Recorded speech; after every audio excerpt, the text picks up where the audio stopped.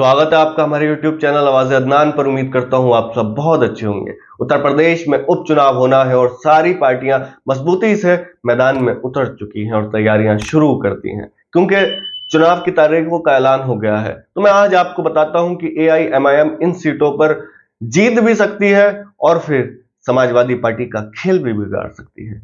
एक सीट तो ऐसी है जहां पर AIMIM को माना जा रहा है कि शायद ये जीत जाए या फिर समाजवादी पार्टी की जो दबदबा है उस सीट पर उसको बिगाड़ भी सकती है। तो आपको मैं बताता हूं कि AIMIM ने 2 सीटों पर तो अपने उम्मीदवारों के नाम की अनाउंसमेंट कर दी है। आप जानते हैं, मीरापुर से अरशद राणा साहब को और कुंदरकी से हाफिज वारिस साहब को। जी हां, आपने हाफिज वारिस साहब का नाम सुना होगा क्योंकि वो 2022 में AIMIM से कुंदरकी से चुनाव लड़ चुके हैं और काफी अच्छा वोट उनको मिला था। मीरापुर की बात करें तो समाजवादी पार्टी का मीरापुर में दबदबा रहा है। 2022 में आरजेडी और समाजवादी का गठबंधन होने से आरजेडी की टिकट पे वहां से चुनाव लड़े थे और वो जीते। अब वो सांसद बन गए हैं तो वो सीट खाली हो गई है।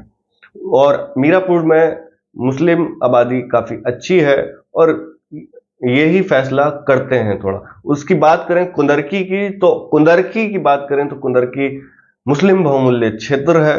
और यहां पर मैं आपको बताता हूं, ये सीट कुंदरकी की 1967 में बनी थी। उसके बाद सबसे पहले विधायक इंडिपेंडेंट बने, फिर 2 बार ये कांग्रेस के खाते में गई सीट, 2 बार जनता दल के खाते में गई, 2 बार बीएसपी के, 1 बार बीजेपी के और 4 बार समाजवादी पार्टी के। जी हां, 4 बार समाजवादी पार्टी के खाते में ये सीट गई है। अब देखना यह है कि समाजवादी पार्टी अपना गढ़ बचा पाएगी। कुंदरकी तो एक गढ़ ही हुआ ना समाजवादी का, जब 4 बार समाजवादी जीती है। लेकिन उसी और AIMIM की एंट्री हो गई है और आप जानते हैं कि 2022 में समाजवादी पार्टी की एक लहर थी कि समाजवादी पार्टी आ रही है, इस साइड पर एक लहर थी कि आ रही है, लेकिन ऐसा नहीं हुआ। तो उस लहर में के बावजूद होने के बावजूद हाफिज वारिस साहब कुंदरकी से 14,000 के आसपास वोट लेकर आए थे। जी हां, तो कुंदरकी की एक ऐसी सीट है जहां पर AIMIM जीत सकती है या फिर समाजवादी पार्टी को नुकसान दे सकती है। अगर आप मेरी वीडियो कुंदरकी से देख रहे हैं या कहीं से भी देख रहे हैं तो मुझे कमेंट करके बताएं आप किसके साथ हैं, समाजवादी पार्टी या ऑल इंडिया मिल्लत इत्तेहादुल मुस्लिमीन के साथ हैं।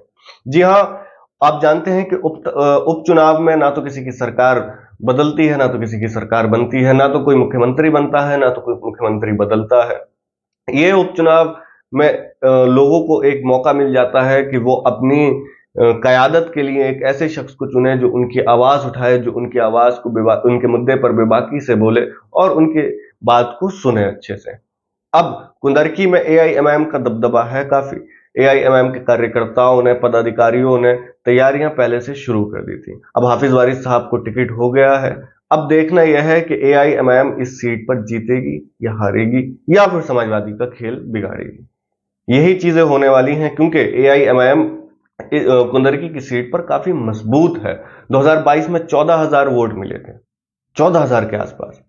और अब उपचुनाव होना है और उपचुनाव में देखना है कि क्या असर रहता है AIMIM का। आप लोग मुझे कमेंट करके बताएं। अगर आप AIMIM को चाहते हैं तो मेरे चैनल को जरूर सब्सक्राइब करें, वीडियो को जरूर लाइक करें।